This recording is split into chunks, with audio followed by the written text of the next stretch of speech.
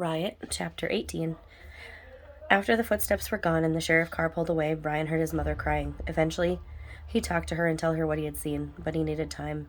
He stood in front of his bedroom mirror and saw a frightened boy staring back. No matter how much he loved his father, he still had hated what he'd done. And he resented his father that he had put him in this position. He remembered a game when they were stranded by the home net, left alone against opponents with sticks and blades and ice shavings flying.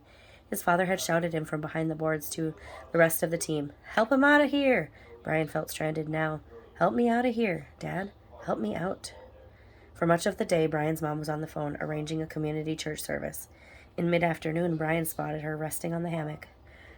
Easing open the sliding door, he inhaled the spicy scent of marigolds and walked past Gretzky, who was staked out on his chain, whining.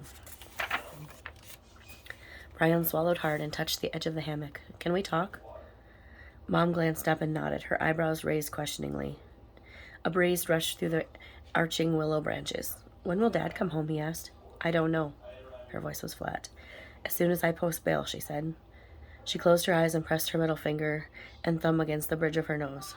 "Right now," she continued, her voice rising, "I'm so angry and hurt, I just want to let him sit there and stew."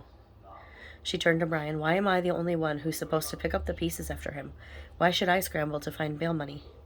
Brian opened his mouth to respond. He thought he didn't know what to say. And then he closed it. She wasn't looking for an answer. "I mean," she laughed half-heartedly, "we certainly don't have a few $1,000s just floating around." She took a deep breath and then sighed in a jagged descending steps. "How could he do this to us?" she cried. "I just don't understand it." Brian was quiet. Willow leaves cast flickering gray shadows on her face.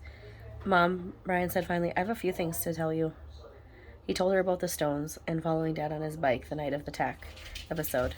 And then he told her about the videotape and seeing Dad at the riot. Tears pooled in her eyes. "You'll have to talk to him," she said quietly. "He needs to know." That evening the church was packed. Brian looked around. The sanctuary was lit with candles, casting a golden glow toward the dome ceiling. The church was packed. "We need to take a hard look at our community, at its wounds, and find a way to bring healing."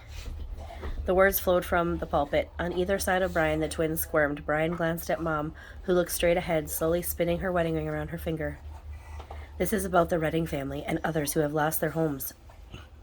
We need to ask ourselves, each one of us, how can I help? Some of us have extra sleeping spaces in our homes. Others can provide a donation to help with replacing basic items." Chelsea's apricot hair hung over the back seat of the first pew. Brian sat behind her. Just looking at her hair made him feel a little better. On either side of Chelsea and Cam, who swayed his head slowly back and forth, even though there was no music, sat a woman whose long, dark ponytail was tied back with a white bow and a man with a quarter-sized bald spot, most likely their parents. "Are you willing to help? Are you willing to be a part of the healing this town needs? If so, raise your hand." Brian thought about his own part in the violence, throwing rocks and later tackling Anders. He couldn't change what he had done, but he could learn from it. He could at least start trying to be part of the solution. Along with other hands going up across the church, Brian lifted his toward the ceiling. He'd help Chelsea and Cam in any way he could. But could he help Dad, too? After the service, when the other shuffled the church basement for coffee, punch, and cookies, Brian slipped outside and sat on the cement steps. The evening air was cool, scented with marigolds that lined the church sidewalk. Marigolds Dad had planted in the spring. Brian leaned forward and pressed his hands between his knees. The sky was growing dark. From where Brian sat, he could see the law enforcement building half a block away, illuminated by bright lights. Tomorrow after school, he'd visit. Mom had agreed that he needed to visit alone, so after school, Brian was to drop the twins at Grandma and Grandpa's. Maybe he'd stop by the library and pick up a book or two or three to help Dad pass the time. The trial, Mom said, could be weeks away. Footsteps pattered behind him. Brian looked over his shoulder. "Hi, Chels," said. "Mind if I join you?" A few days ago, he would have fallen down the steps, tripping over his own tongue. But so much had happened, he shrugged. "It was pretty boring downstairs," she commented. Brian inhaled hard and let out a breath again. He rubbed his finger above his lip. "It's better out here." "Your dad's over there tonight," Chelsea asked with a nod of her head. Brian didn't answer. How could she have known so soon? "It's none of your—" He stopped himself. "I'm sorry, but your mom just told me. She said it might be better if she told me than you." Chelsea brushed her hair back over the shoulder and sat next to Brian. She smelled soft. "Your mom is nice." He stared at his sneakers. "How are you doing?" she asked quietly. He didn't really feel like talking, not now, but he turned his head and met her eyes. It's been pretty tough. Yeah, she twisted her hair, working long strands between her thumb and forefinger into a tight, thin rope. Were you scared yesterday? He asked. She nodded. My dad wished we had gone out of town like the others. He said lots of them were going to stay and fight, but the sheriff ordered them out of town for the weekend. Everyone had to go, except the guards. They were supposed to leave too, but they wouldn't.